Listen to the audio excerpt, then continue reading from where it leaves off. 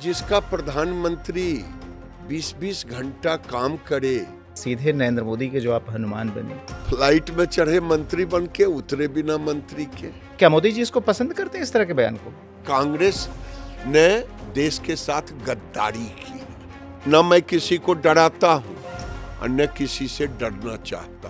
कभी कोई मुसलमान आपका दोस्त बना या नहीं? राहुल गांधी आजकल चिल्लाते हैं जाति जाति जाति। आपको तो लोग दादा ही कहते हैं। राजनीति में आपका गुरु कौन है? मोदी कृपा नहीं मानते? कभी मोदी जी की तरफ से आपको कोई डांट वांट पड़ी है?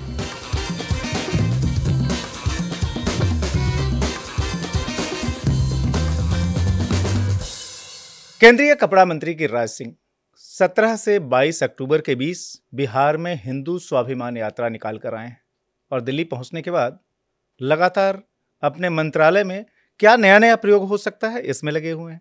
जैसे कि बांस से कैसे कपड़ा बने, या फिर वो रुई जो है मदार से कैसे हासिल की जा सके, जो कि सामान्य रुई की तुलना में 5 गुनी ज्यादा गर्म होती है, और इन सब से अंततः किसानों का कैसे फायदा हो। गिरिराज जी, स्वागत है आपका। बहुत बहुत धन्यवाद। ये बताइए कैसे इस कॉन्ट्राडिक्शन को आप मैनेज करते हैं कि एक तरफ तो आप बिल्कुल उग्र हिंदुत्व लीडर के तौर पर जो है आपके एक से एक एग्रेसिव बयान, और दूसरी तरफ अपने मंत्रालय में क्या इनोवेशन नया लाया जाए, क्या कौन से ऐसे नए प्रोडक्ट लाए जाएं, इन दोनों को कैसे सिंक्रोनाइज कर लेते हैं आप? गांव में कभी आपने देखा होगा कि पहले जो चावल बनता था वो लोग पैर से हाथ से कूटते थे, एक तरफ निकालते थे, बच्चे को भी ठीक से देखते, महिलाएं देखती थी। तो जब आपका ध्यान अपने मिशन की ओर हो और जिसका प्रधानमंत्री 20-20 घंटा काम करे, उसका मंत्री स्वतः है कि वो काम करने के लिए प्रेरित रहता है, किसी और से नहीं, अपने प्रधानमंत्री से। आपने मंत्री के प्रेरित होने की बात की प्रधानमंत्री से, तो मंत्री तो आप नीतीश कुमार की सरकार में भी थे जब वो बिहार के मुख्यमंत्री थे, आज भी हैं। तो नीतीश कुमार का मुख्यमंत्रित्व काल और मोदी जी का प्रधानमंत्रित्व काल, दोनों की लीडरशिप के बीच क्या फर्क पाते हैं आप? वैसे तो मुझे आपको नहीं पूछना चाहिए, लेकिन आपने पूछ दिया है तो मैं तुलना नहीं करूंगा। क्या तुलना करने के लायक नहीं है? तुलना करने के लायक, मैंने तो सिर्फ लीडरशिप की स्टाइल के बारे में पूछा एज एडमिनिस्ट्रेटर। मोदी जी एक गुड एडमिनिस्ट्रेटर भी हैं, एक विजनरी भी हैं। नीतीश जी के साथ काम किया, सच कहूं तो उस समय कार्यकाल में मैं अर्ली जो पहला और दूसरा रहा, उसी में मैंने उनके साथ काम किया। 13 को हट गए, 13 में हम उनके साथ, उसके बाद कभी काम नहीं किया। लेकिन 13 तक उनके विजनरी और काम करने में कभी उन्होंने किसी को अड़चन नहीं डाला।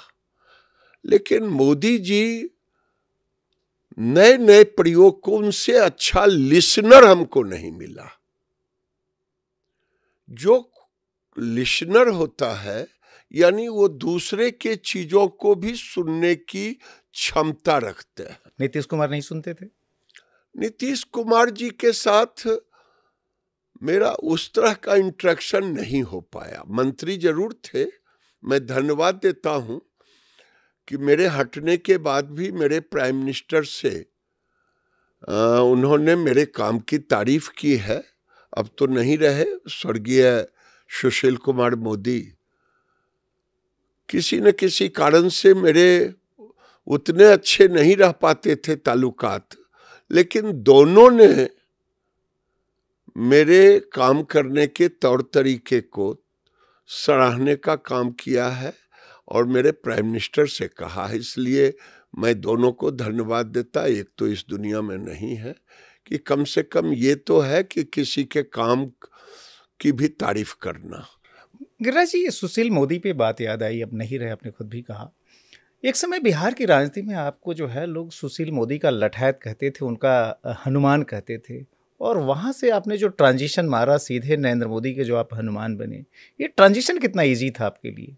मेरे लिए बिल्कुल इजी था, क्योंकि जिस आइडियोलॉजी के साथ हम काम करते हैं, उस आइडियोलॉजी में जब हम बिहार के मंत्री के रूप में काम कर रहे थे, नीतीश कुमार जी मेरे मुख्यमंत्री थे और नरेंद्र मोदी उस समय गुजरात के मुख्यमंत्री थे।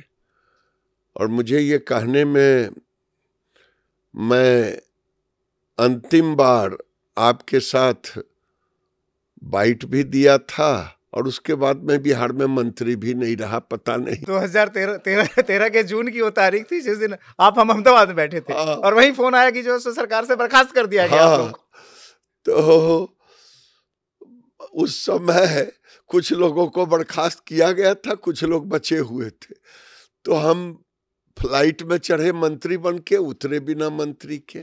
लेकिन नरेंद्र मोदी जी हमारे लिए जिस आइडियोलॉजी में संघ का एक स्वयंसेवक होने का मुझे फक्र है और भारतीय जनता पार्टी का कार्यकर्ता, ये दोनों मेरे लिए मेरे जीवन में कुछ सीख दी है। और वही सीख से मैंने बाएं देखा न दाएं देखा, और उसके लिए मेरे नजर में नरेंद्र मोदी से अच्छा कोई प्राइम मिनिस्टर होने वाला दिख नहीं रहा था। कई लोग हमसे दुखित भी थे, चाहे पार्टी को हो या पार्टी के बाहर के, कुछ अब नहीं रहे, कुछ हैं। और देश की जनता धीरे धीरे पहला प्रधानमंत्री नरेंद्र मोदी होंगे कि बैलेट से चुने गए बाद में, और देश ने पहले प्रधानमंत्री मान लिया नरेंद्र मोदी को।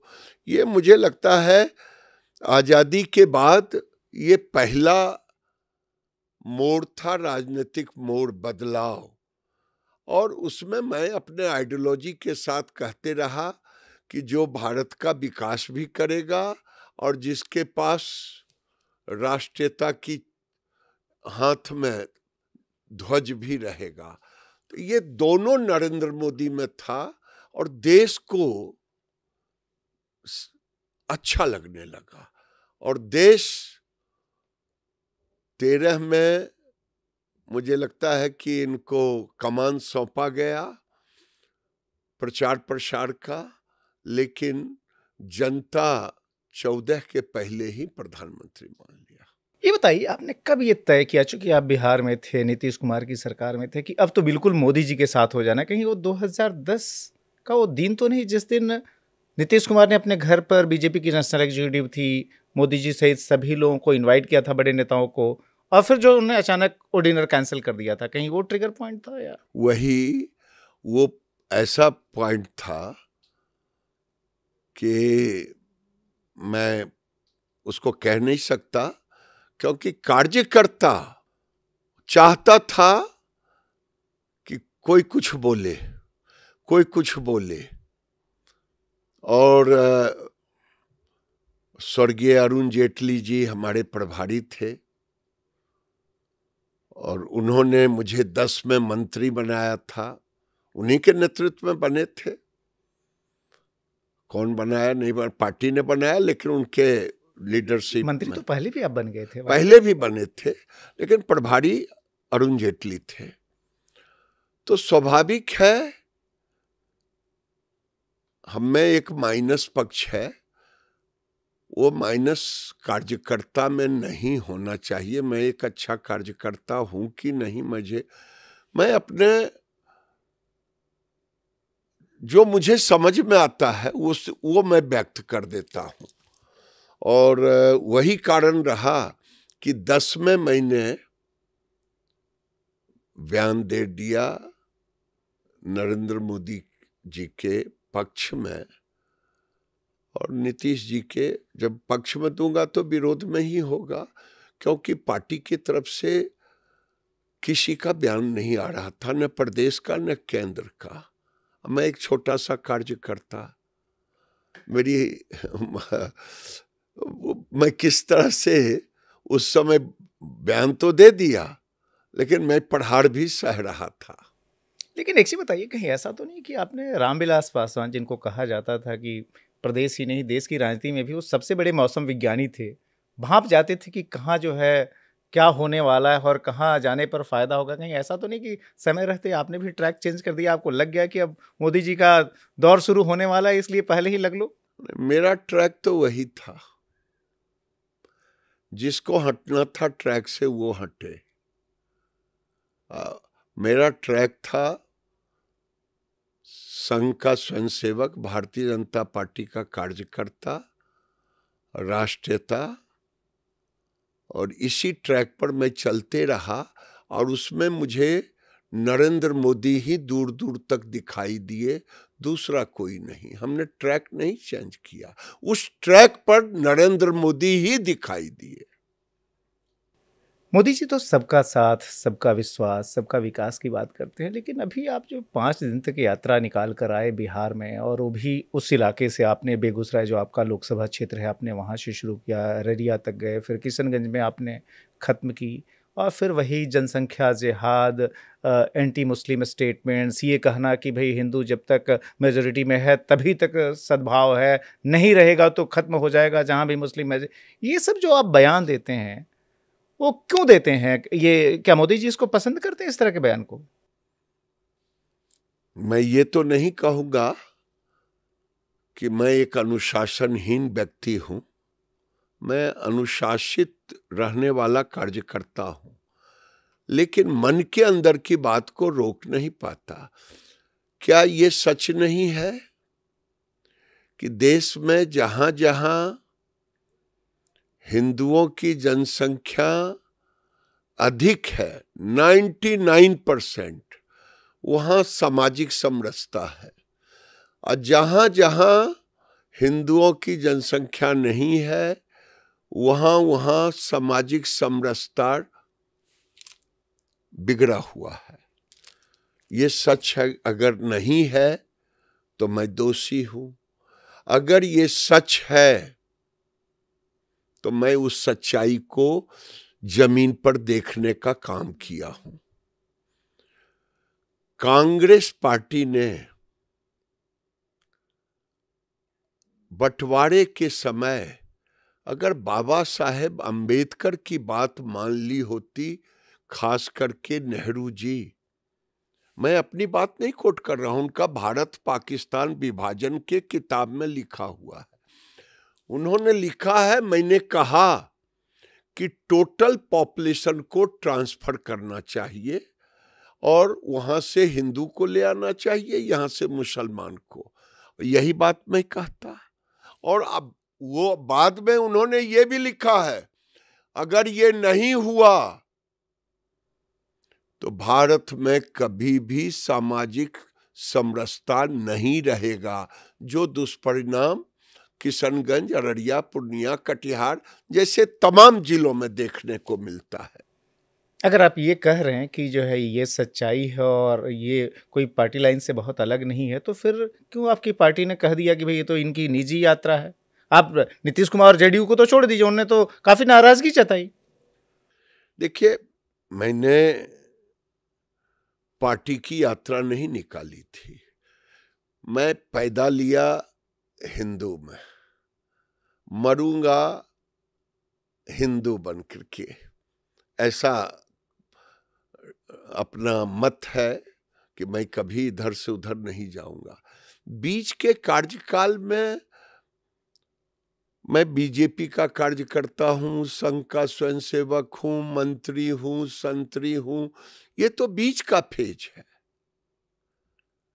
क्या मेरा फर्ज नहीं बनता कि एक सांस्कृतिक धरोहर है सनातन हिंदू, इसके बगैर भारत की पहचान ही नहीं है, और यही धरोहर भारत को एकता के सूत्र में बांध के रखा है, और वो कमजोर हो रहा है, ये मैंने जमीन पर देखा है। तो इस कमजोरी से बचाने के लिए आप लोगों को ये कहते हैं कि हिंदू अपनी संख्या बढ़ाएं? मेरे कहने से भी कोई नहीं बढ़ाएंगे, क्योंकि हम गांव में जब पूछता हूं, जिसे आप शेड्यूल कास्ट कहते हैं, आप कितने भाई बहन, 8, 9, 10, 11, 12। आपके बच्चे कितना? 3, 4, 2। काहे तो पढ़ाएंगे बच्चे को? वहां कोई जहर बोने वाला नहीं है हिंदू समाज में। लेकिन एक चीज बताइए, कहते हैं ना कि जिस चीज के बारे में आप उपदेश देते हैं पहले खुद फॉलो करना चाहिए। आपने अपने पर फॉलो किया? आपने अपने बच्चे बढ़ाए? नहीं बढ़ाया। तो इसका अफसोस रहता है कि 2 पे ही क्यों रह गया? एक ही में रह एक ही गए। पर बताइए। हमें नहीं पता था कि जो बंटवारा हुआ है, ये बंटवारा एक दिन भारत के लिए नासूर बन जाएगा। आज भी लोग कहते हैं सच्चाई को कबूलना पड़ेगा, चाहे मुझे इसके लिए जो भी कुर्बानी देना पड़े। ये सच्चाई नहीं है कि जोगिंदर मंडल एक बड़े नेता थे शेड्यूल कास्ट के, जिन्ना के साथ गए थे। ये सच्चाई नहीं है कि जोगिंदर मंडल वहां मंत्री भी बने और पाकिस्तान में कुछ ही साल के बाद जब शेड्यूल कास्ट पर कन्वर्जन होने लगा, उनका धर्म परिवर्तन उनके साथ, तो वो वहां से भाग करके इस्तीफा देके निर्वासित जिंदगी जिया। आज पाकिस्तान में हम बचे नहीं, हमारी मंदिरें टूट गई, मंडप से बेटियां उठ गई, हम कन्वर्ज कर गए हमारे। तो आज बांग्लादेश में बटा, बांग्लादेश की स्थिति देश ने देखा। आज बाबा साहेब अंबेडकर फिर याद आते हैं। दुर्भाग्य रहा कांग्रेस ने देश के साथ गद्दारी की है। बांग्लादेश पे मुझे याद है, मोदी जी हमेशा कहते हैं कि आपदा को अवसर में बदल देना चाहिए। वहाँ शेख हसीना वाजिद की सरकार गई, इनफैक्ट उनको हटना पड़ा, इतना जबरदस्त उनके सामने आंदोलन वहाँ खड़ा किया गया। किसने खड़ा किया, कैसे खड़ा किया, कौन उस साजिश में शामिल था, वो जाने दीजिए। लेकिन जो आपका मंत्रालय है उससे जुड़ी हुई बात है कि बांग्लादेश जो है वो टेक्सटाइल्स एक्सपोर्ट में, खासतौर पर रेडीमेड कपड़ों के मामले में, एक्सपोर्ट के मामले में भारत से कंपटीशन करता है। आज जो वहाँ इनस्टेबिलिटी चल रही है, जो अस्थिरता है, उसका फायदा क्या भारत उठा सकता है कम से कम अपने टेक्सटाइल एक्सपोर्ट को और बूस्ट करने के मामले में? मैं आपसे कहूं, जब मैं इस विभाग में आया तो लोगों ने मुझे बांग्लादेश, वियतनाम, रेडीमेड में लोग मुझे कहते थे कैसे compete करेंगे, इंडस्ट्री भी आके कहता। मैंने पूरा अध्ययन किया, 45 लाख लोग केवल लगे हुए हैं बांग्लादेश में रेडीमेड गारमेंट्स में, और भारत में उसका था compete करने का लेबर रेट और वहां की पॉलिसी। आज देश के अंदर में बांग्लादेश में जितनी वेतन पे, जितने मजदूरी पे लोग काम करते हैं, भारत भी उतना दे रहा। हम भी $113 से $130 एवरेज वर्कर को 8 घंटे का मिल रहा। और मेरे लिए न वियतनाम संकट है और आप फायदा नहीं, यहाँ लोगों को मार्केट, दुनिया को हमारे लिए एक मार्केट है, तो मैं उस मार्केट में उस कमी को पूरा करने की कोशिश हमारी इंडस्ट्री कर रही है। लेकिन जिस भारत के अंदर कितना कपड़ा बनाता है बांग्लादेश, जिस बांग्लादेश की बात कर रहे हैं, हमारे यहाँ प्रति वर्ष 2 करोड़ से ऊपर की जनसंख्या एडिशनल ऐड होती है, पैदा लेते हैं। हमें उसके लिए भी कपड़े बनाने पड़ते हैं। गांव में कस्टमाइज, जिसे दर्जी कहते हैं, दर्जी से लेकर के टेलरिंग हाउस से लेके नॉन ब्रांड से लेके ब्रांड तक, हम तो हर साल 2 करोड़ बच्चों के एडिशनल पॉपुलेशन का हम इंफ्रास्ट्रक्चर तैयार करते रहते हैं। तो ये बताइए, अगर इतनी बड़ी जनसंख्या हर साल जो ऐड हो रही है, अगर उससे हमें कोई परेशानी नहीं होती, तो थोड़े बहुत घुसपैठ ही अगर बांग्लादेश से आ जाते हैं या रोहिंग्या आ जाते हैं, तो आप आसमान सर पर क्यों उठा लेते हैं? वो तो कहते हैं ना कि वो गरीबी के मारे वहां से किसी तरीके से छोड़ के भागते हैं। घुसपैठ आपके लिए समस्या है या नहीं? मैं एक नागरिक, घुसपैठ समस्या है या नहीं? आप घुसपैठ से जो परेशानी है वो देश समझ रहा है। आज देश के अंदर में ये घुसपैठिए ही तो सीए के आंदोलन कर रहे थे। ये लालू जी पूरे खानदान जो सर पे टोकरी लेके दो नाच रहे थे कल से परसों तक। हमने तो कहा कि बांग्लादेशी और रोहिंग्या घुसपैठियों के लिए लालू जी, तेजस्वी जी क्यों परेशान हो? ये वही तो है। मैं जो कांग्रेस पे कह रहा हूं, कांग्रेस ने 71 में विभाजन हुआ पाकिस्तान का, लेकिन कांग्रेस ने अगर शर्तों के साथ पूरी आजादी के बाद हम बैरिकेटिंग कर पाते, सीमाओं को रोक पाते, उस समय से हमने धर्मशाला बना दिया और ऐसा धर्मशाला हो गया कि मैं उसकी, आप कभी उन इलाकों में घूमे, देश के आपका दिल्ली, नोएडा, मुंबई, कोई ऐसा, बेंगलोर, कोई ऐसा शहर नहीं है साहब, ये जो कर्नाटक, ये लोग एक हर जगह बांग्लादेशी मिलेंगे, रोहिंग्या मिलेगा। लेकिन एक बताइए, 10 साल से तो आपकी भी सरकार है केंद्र में, जिसके आप खुद पार्ट हैं, फिर क्यों घुसपैठ नहीं रुक पाती? अभी भी आता है कि घुसपैठ हो रही है। अरे भाई, फिर आप आ गए पॉलिटिकल पे, सच्चाई के साथ रहिए। नहीं, घुसपैठ हो रही है नहीं। जो खानदान घुस गया बांग्लादेशी, पकड़े भी जा रहे हैं, लेकिन बंगाल सरकार तो हमारी है केंद्र में। बंगाल को हम क्या करेंगे? जो खुद को समझती है ममता जी, वो एक देश है, रेड कारपेट बिछा के रखी, आई कार्ड भी बना देती, आधार कार्ड भी बना देती, और फिर वो वहां से पूरे देश में भ्रमण करते। नहीं, लेकिन बिहार में तो अभी सरकार में पार्ट रहे, और उस समय भी तो घुसपैठ कोई रुका नहीं था, उस सरकार के अभी पार्ट थे। मैं थोड़ा सा मैं आपसे कहूंगा कि धैर्य से मेरी बात को सुने, गंभीरता से। अभी सबसे बड़ा घुसपैठिए का मुख्य द्वार बंगाल बन गया है। रेड कारपेट बिछा हुआ है, रेड कारपेट बिछा हुआ, वहीं से डिस्ट्रीब्यूशन होता है।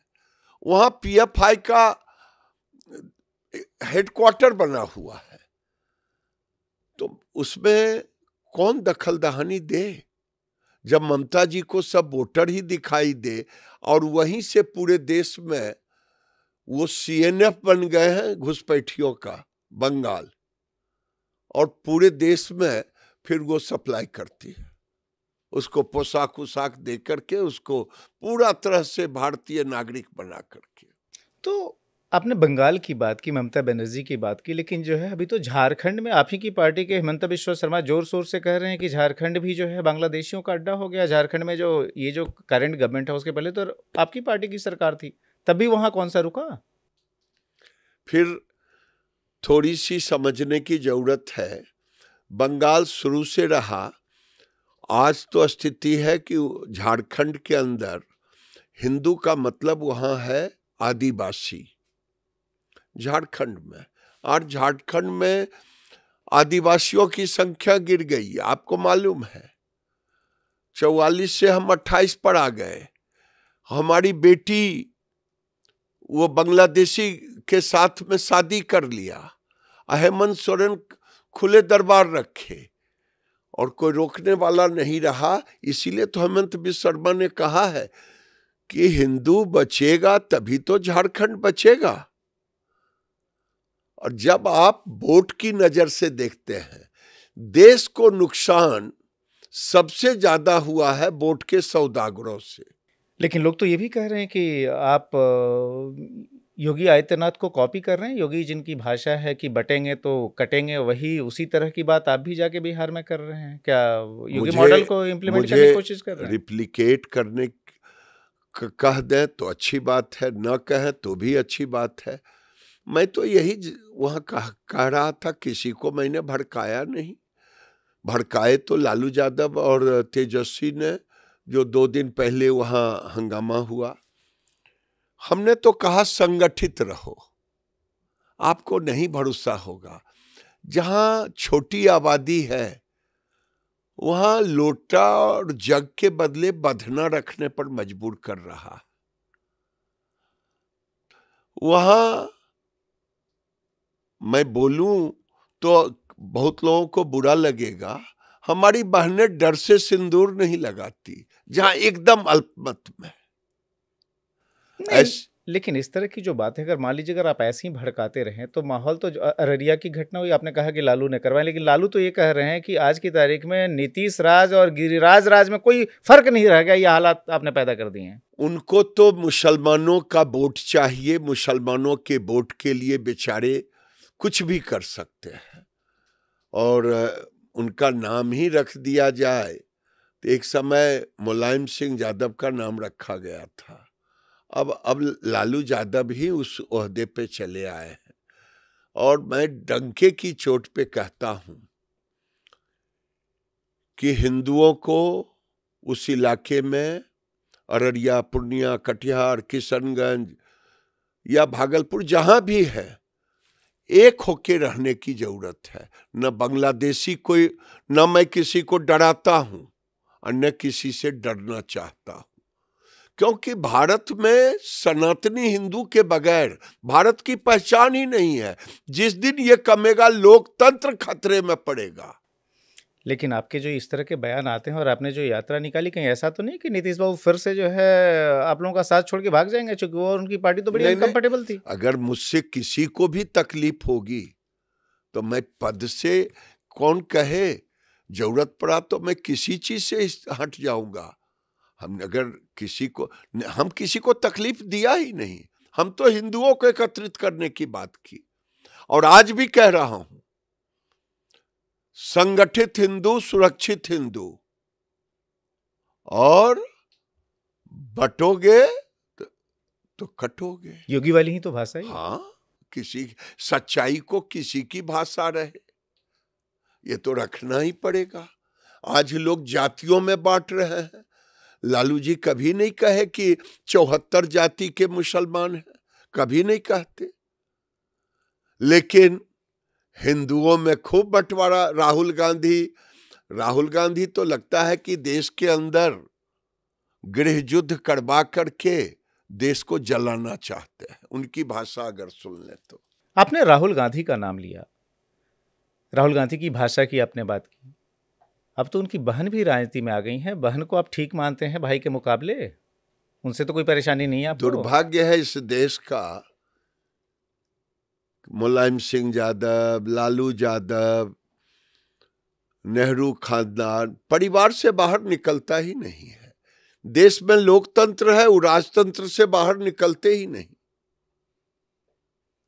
आप देख ले, ये अलग बात है कि गांधी परिवार में सबका नाम स्वर्ण अक्षरों में लिखा जाता, एक को छोड़ करके, फिरोज गांधी को। पता नहीं फिरोज गांधी को क्यों नहीं लिखना चाहते। नहीं, बट आपकी समस्या क्या है? मतलब फिरोज गांधी को लेकर आप क्यों जो है, आप तो वैसे तो गांधी परिवार में किसी को पसंद नहीं करते, हर सब पे हमलावर रहते, फिरोज गांधी को याद करने का पसंद नहीं करते। हमको तो किसी से मतलब नहीं है, अन्य उनसे कोई मेरी दुश्मनी है, लेकिन गांधी परिवार के हर बच्चे का नाम स्वर्णिम अक्षर में कैसे लिखा जाए, उसमें एक ही नाम है जिसका कहीं बहुत चर्चा नहीं होता, वो है फिरोज गांधी। या तो उस नाम से अपने को जोड़ना नहीं चाहता राजीव गांधी के बाद या इंदिरा गांधी के बाद।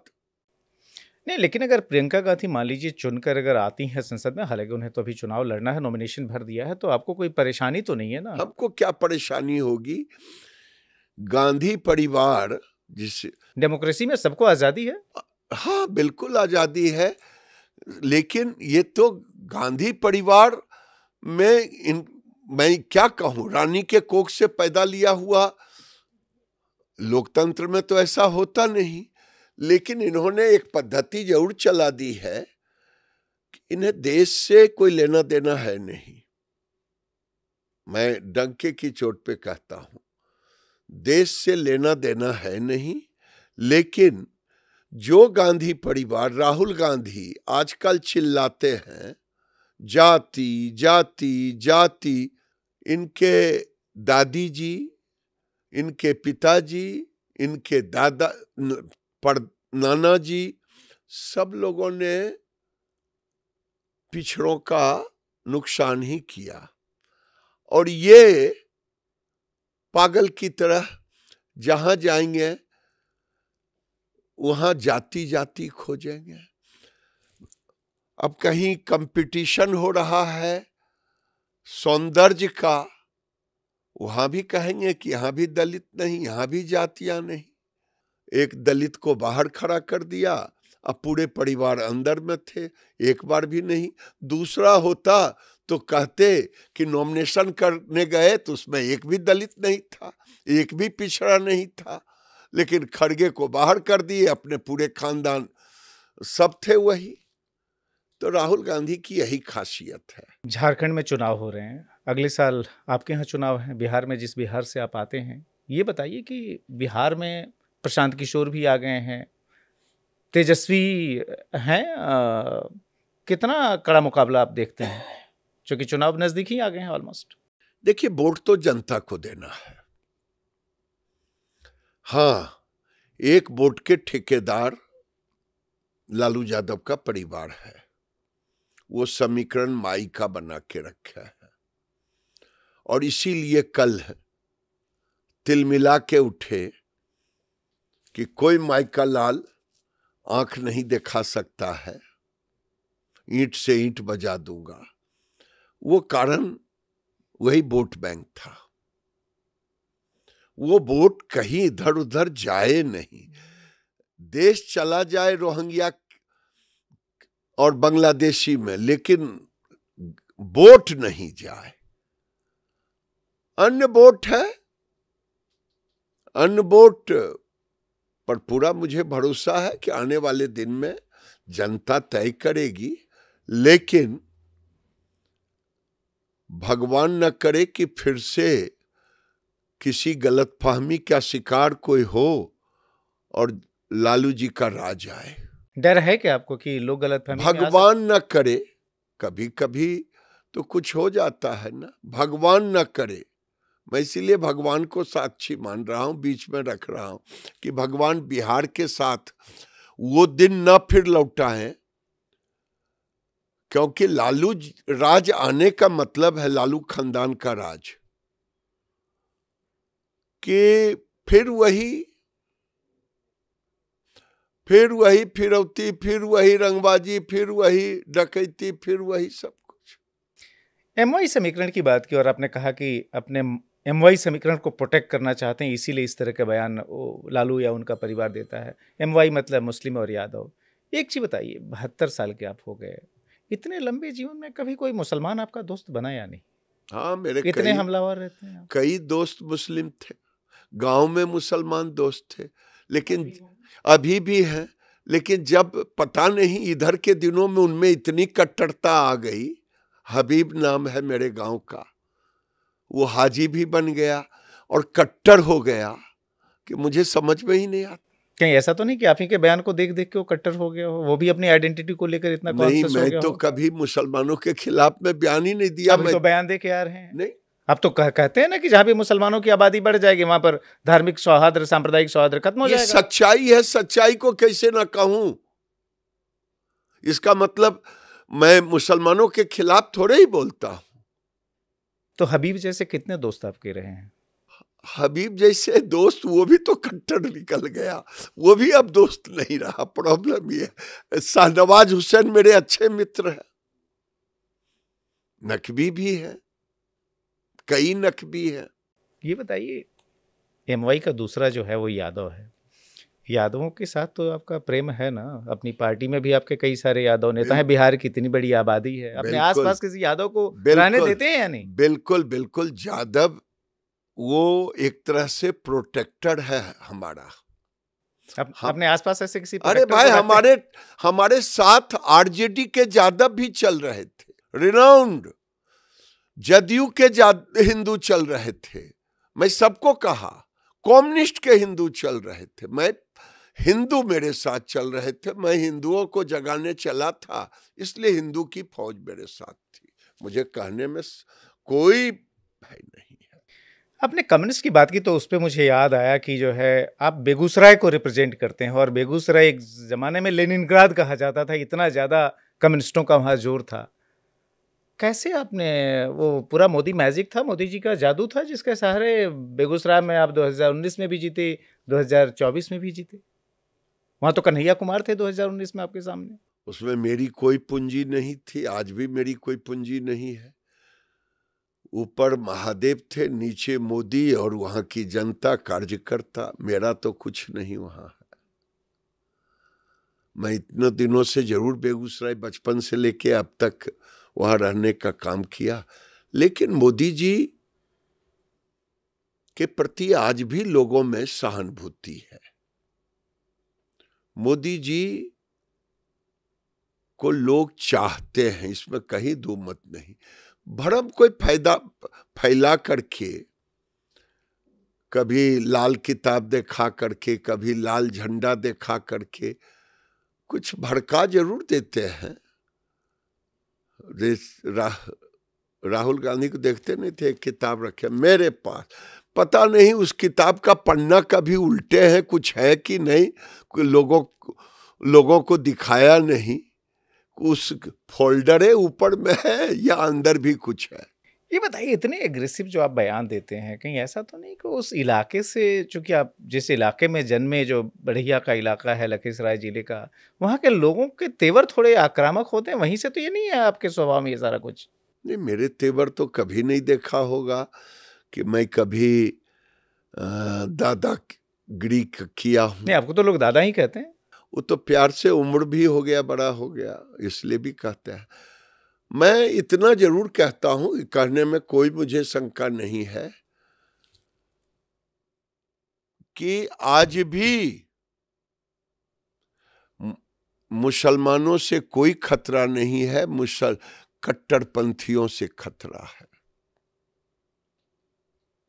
कट्टरपंथी ही आज देश के लिए नाशूर बन गया।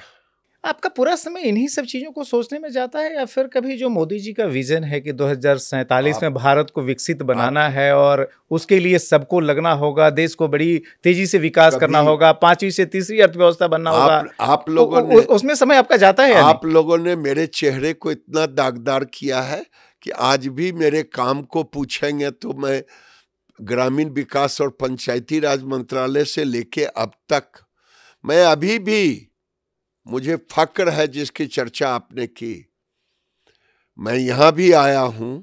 अगर मुझे 20 मिलियन टन फाइबर की जरूरत है तो मैं ऐसा फाइबर ला रहा हूं जो किसान भी खुश होगा, किसान को भी 2 लाख रुपए एकड़ आएगा और देश को भी रोजगार मिलेगा, और एक नया फाइबर होगा बैम्बू जूट मिक्स करके। ये क्या है बैम्बू जूट? ये कैसे ये पैदा करेंगे आप? ये देखिए, आज जूट को केवल जूट गनी बैग के रूप में आप देखते रहे, फिर उसमें उसके कपड़े भी बनते, जिसका जूट शॉपिंग बैग या कोई पर्स या कोई और छोटे छोटे आइटम बनते, लेकिन जूट के कलर को बिना डाई करेंगे या उसको छुएंगे सरफेस को तो वो बड़ा रुखरा होता, पहनने लायक नहीं होता। हमारे यहाँ एक इजरा करके जूट का इंस्टीट्यूट है कलकत्ता में, मैंने उससे कहा कि इसको बैम्बू से दोनों को मिक्स करके एक नया फाइबर बना के दो, और वो फाइबर बन गया है। वो बेस्कोस से भी ज्यादा अच्छा है, ऐसा मेरे साइंटिस्ट ने कहा। और जब ये हो जाएगा तो मेरा लक्ष्य है कि पूरब में कभी रॉ मटेरियल नहीं रहा, कॉटन नहीं रहा, बेस्कोस नहीं रहा, सिंथेटिक फाइबर का कोई यूनिट नहीं रहा, तो स्पिनिंग मिल भी नहीं गया, वीविंग भी नहीं गया, लेबर जरूर आज पूरे देश में पूरब के ही हैं टेक्सटाइल इंडस्ट्री में। तो मेरे मन में आया कि ये फाइबर 5 टन का एक एक यूनिट रहे, एक एक जिला में क्लस्टर 100, तो 500-500 टन जब प्रतिदिन फाइबर पैदा होगा, क्योंकि बैम्बू उसी इलाके में, जूट उसी इलाके में, बिहार हो, पूर्वी उत्तर प्रदेश हो, बंगाल हो, आसाम हो, उड़ीसा हो, नॉर्थ ईस्ट हो, झारखंड हो, ये सारे को मिलाकर के वर्कफोर्स, मध्य प्रदेश, ये राजस्थान, वर्कफोर्स इतना में हमारे सेक्टर में है, ये फाइबर। और दूसरा जो मिल्क वीड कहा, जिसका जैकेट मैं पहना हूं, गर्म लग रहा है, ये आज मीटिंग थी, कॉन्फ्रेंस था, 62वां कॉन्फ्रेंस था, उसी में मैं गया था। इसकी रिजाई बना करके मैं लद्दाख ले गया। ये कौन सा मटेरियल है जो आप कुर्ता ये पहने? है जिसे मदार की रुई इसमें भरा हुआ है, अंग्रेजी में उसको मिल्क बीड कहते, और कहीं मदार कहते, आंकड़ा कहते, अकवन कहते, तरह तरह से, महाराष्ट्र में कुछ और कहते। ये 6 गुना अधिक गर्म होता, 5-6 गुना।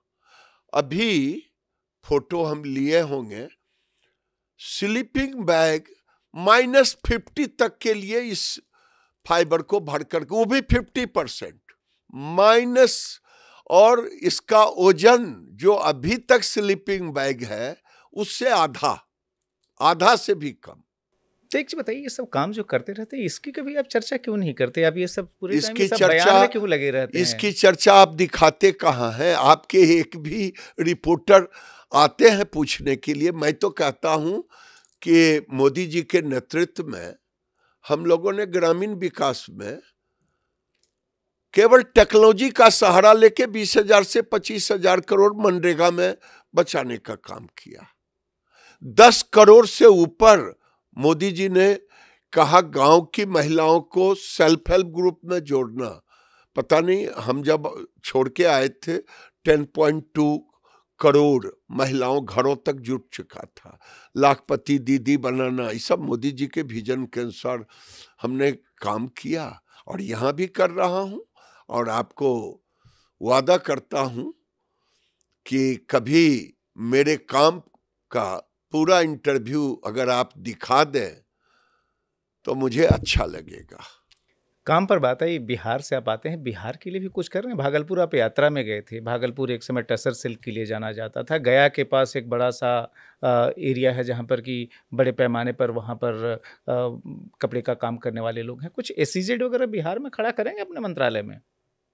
बिहार को कुछ तो दे दीजिए। बिहार में आपने सही कहा कि गया में, मानपुर में 10,000 सब मिला के लूम होगा। हम निश्चित रूप से, और सिल्क की चर्चा आपने की, भागलपुर तसर सिल्क की, हम उसके रिवाइवल के लिए काम कर रहे हैं। केवल बेंगलोर को हम नहीं, रेशम की नगरी कहते हैं। अभी मैंने पालमपुर, एक जगह है, यूनिवर्सिटी है एग्रीकल्चर, गुजरात में, जी, डीसा के पास। हाँ, और वहाँ जिसे हम कैस्टर कहते हैं, हम लोग अरंडी कहते, सबसे ज्यादा खेती गुजरात में होती है। एरी सिल्क अभी दिया हूं, वहां पूरा होगा, वो पूरे north India, west to north. तो हम केवल ये काम नहीं करते हैं, हम मालवड़ी को दक्षिण भारत में और उत्तर भारत में ला रहे हैं, लेकिन एरी सिल्क को टोटल उत्तर भारत और पश्चिम का हम सिल्क सिटी बना देंगे, आप चिंता न करें। हम, हमारे मोदी जी के नेतृत्व में जो वो कहते हैं उसको जमीन पर उतारने का ही काम करता हूं, लेकिन अपने स्व को भी नहीं छोड़ता। और उसी का कारण है कि आज संकल्पित हूं कि मिल्क वीड, जिसे मदार कहते हैं, ये रुई आने वाले दिन में हम यूरोप में इसके ड्रेस मटेरियल भेजेंगे। इसकी खेती कहीं होती नहीं, 2 एकड़ खेती हमने करवाया है निट्रा में, और अगले साल इसकी इकोनॉमिक्स जमीन पर निकल के आ जाएगा तो बंजर भूमि में भी होगा, अच्छी जमीन में भी होगा, और किसान को 2 लाख रुपए एकड़ आएगा, और हमें मिनिमम 2500 केजी प्रति हेक्टर, 2.5 से 3,000 केजी आएगा कॉटन। जबकि अभी चाइना, ऑस्ट्रेलिया, ब्राजील, रशिया 2000 से 2200 केजी 1 हेक्टर में पैदा करता है रुई। वो भी हम अकोला डिस्ट्रिक्ट में, महाराष्ट्र के अकोला में मॉडल लिया है, अकोला मॉडल, विदर्भा में उसको कर रहे हैं। हमारा लक्ष्य है हर स्टेट का एक डिस्ट्रिक्ट जहां अच्छी पैदावार हो कॉटन का, उसका डेटा तैयार कर रहा हूं, और वो उस स्टेट का मॉडल होगा। तो हम केवल यही काम नहीं करते। अभी आपने मोदी जी की बात की, ब्रिक्स सम्मेलन जो हुआ उसमें भी उन्होंने एक तरह से एजेंडा सेट किया, धूम है उनकी अगुवाई में जो भारत की कूटनीति की। मोदी जी भारतीय जो संस्कृति है उसको पूरी दुनिया में फैलाते हैं। भारत की जो संस्कृति है उसका एक अनिवार्य हिस्सा खादी भी है, ये कुर्ता जिसमें कि आप भी हमेशा दिखते हैं और मोदी जी भी दिखते हैं। इसको कब तक आप ग्लोबल फैशन का एक तरह से कह सकते हैं बड़ा प्रतीक बना दें कि जब ये कुर्ता इतना फैशनेबल हो जाएगा, ये खादी इतना फैशनेबल हो जाएगा? कुछ है ब्लूप्रिंट? एक आज आपको मैं कह रहा हूं, कोई अहंकार में नहीं, अभी मैं चाइना के बराबर, ठीक है हमारी प्रति हेक्टर कॉटन की उपज कम है, इसीलिए मुझे ज्यादा बढ़ने की उम्मीद है, लेकिन टोटल पैदावार में हम चाइना के बराबर आ गए हैं। तो हम पूरे दुनिया में कॉटन सब लाइक करता है प्रीमियम फैब्रिक के रूप में। तो आज खादी और हैंडलूम के कपड़े की मांग डे बाय डे बढ़ रहा है, और मोदी जी ने इसको ग्लोबल कर चुके हैं। आप ई कॉमर्स में देखेंगे ये कपड़े आपको खूब मिलेंगे, हेम्प के फाइबर के, चाहे फ्लैक्स के फाइबर के, ये सारे चीज आपको मिलेंगे, देसी चीज पूरी दुनिया लोग लाइक कर रहा है। और ये जैकेट जब और डिजाइनदार बन करके यूरोप और रशिया के लिए जाएगा तो और लोग लाइक करेंगे। तो इसके लिए फैशन और इंडस्ट्री के लोगों को जोड़ने की कोई योजना है कि ये हो सके? अभी देखिए भारत टैक्स कर रहे हैं फरवरी में, उसके लिए पूरी दुनिया में हम जाके रोड शो कर रहे हैं, हमारी टीम कर रही है, इंडस्ट्री कर रही है, और उम्मीद मैं करता हूँ इस बार का भारत टैक्स भारत के टेक्सटाइल इंडस्ट्री को, अभी 170 बिलियन का मार्केट है, जो हम 350 बिलियन के मार्केट साइज पर ले जाएंगे, और उसकी सारी व्यवस्था कर रहे हैं कि फैब्रिक मुझे 20 मिलियन टन चाहिए, वो कैसे होगा, हमें सिंथेटिक कैसे होगा, नेचुरल कॉटन कैसे होगा, अन्य फाइबर कैसे आएगा, उसकी तैयारी हम कर रहे हैं। गिरिराज जी ये बताइए, जब भी आपको कोई देखता है एक चीज़ बड़ी परमानेंट होती है, आप तिलक लगाते हैं हमेशा, ये जो टीका है, महादेव के बहुत बड़े आप उपासक हैं, जय महादेव आप हमेशा, आपका एक तरह से संबोधन भी है। मोदी जी भी महादेव के उपासक हैं, लेकिन मोदी जी शाकाहारी हैं, आप भी शाकाहार पे जाने वाले हैं या मांसाहार चलता रहेगा? देखिए खान पान रुचि का है, और मैं रुचि, लेकिन हम ये जरूर है कि भारत की संस्कृति के अनुसार हम खान पान को रखना चाहते हैं। अब फिर कहेंगे कि फिर वहीं आप आ गए। मैं सबको कहता हूं कि मुसलमान अपने धर्म का पालन करे और हिंदू अपने धर्म का पालन करे, हमें कोई हमारी संस्कृति पर हावी ना हो। जैसे हमारे यहाँ बलि प्रथा, तो बलि प्रथा देवी के आगे देते थे, तो उसे झटका मीट कहते थे। तो मैं हिंदुओं से कहता हूं खाते हो तो झटका खाओ, हलाल मत खाओ। आप खुद ऐसा देख देख के खरीदते हैं कि वो झटका है कि हलाल है? हाँ, ये दिल्ली के अंदर भी काफी हो गए हैं, वो लोग करते हैं। मैं सबसे कहता हूं कि मुसलमान भाई हलाल खाओ, हिंदू भाई झटका खाओ। अपने धर्म के प्रति जो आस्थावान रहेगा वही दूसरे धर्म को आस्थावान। आस्थावान और रेडिकल होना, दोनों में अंतर है। जो रेडिकल है, मैं उनकी बात नहीं कर सकता। आज मैं बोलना चाह रहा हूं लेकिन रुक जा रहा हूं। बोल ही दीजिए। अगर सबसे बड़ा बाधक कोई है तो जो लोग अपने को मुल्ला कहते हैं वही बाधक ज्यादा है। ये जितने आपको मदरसा है, मोदी जी तो कहते हैं एक हाथ में विज्ञान, एक हाथ में कुरान, एक हाथ में कंप्यूटर, एक हाथ में कुरान, एक हाथ में रामायण। लेकिन ये लोग बच्चों को सुधरने नहीं देते। जोगी जी ने कुछ सुधारा है, कुछ हेमंत बिश्व शर्मा ने सुधारा है। बच्चे को डॉक्टर इंजीनियर बनाने की बात मदरसा में कर रहे हैं। लेकिन एक मत तो ये भी है कि गरीबी की वजह से वो बच्चे मदरसे में जाते हैं। ना ना ना ना ना ना ना ना, ये आपकी गलतफहमी है। ये मेरी गलतफहमी नहीं, एक मत है जो कि ये कहता है। मत जिनका रहे, सरकार तो कोई भी सरकार रहे, वहां स्कूल तो है ही प्राइमरी। अब कहीं पे शुक्रवार को छुट्टी दे देंगे। इनके जेहन में जो कट्टरपंथी है ना, इनके जेहन में इस्लाम छोड़ के कुछ सोचते नहीं। तो अभी तो हिंदू छोड़कर कुछ अरे हम सोचते तो अब नहीं। कम रहे हैं भैया। अब तो हम अपने अस्तित्व की रक्षा के लिए कह रहे हैं कि हिंदू है तभी ये लोकतंत्र है। अगर जिस दिन हिंदू कम जाएगा, यहाँ लोकतंत्र खत्म। पाकिस्तान में लोकतंत्र है क्या? अभी देखिए बांग्लादेश में लोकतंत्र बचा क्या? 57-53 देश हैं, लोकतंत्र है क्या? इसी भारत की संस्कृति में ही सेकुलरिज्म है। ये नकली सेकुलरिज्म की चर्चा सोशलिस्ट लोग करते हैं, कम्युनिस्ट लोग। सर्वे भवन्तु सुखिनः।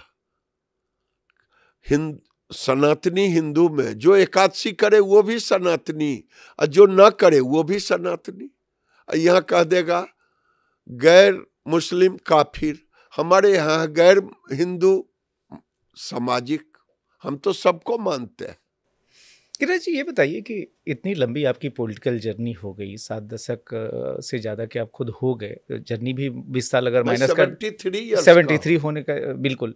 तो किसी को अपना गुरु बनाया या गुरु भी आप शिफ्ट करते रहते हैं? आपके राजनीति में आपका गुरु कौन रहा? हमारे गुरु हैं महादेव। नीचे कोई नहीं? महादेव है तो सब गुरु ही है। महादेव कहते हैं कि जैसा मुझे देखते हो सबको उसी नजर से देखो। मैं सबको गुरु ही मानता हूं।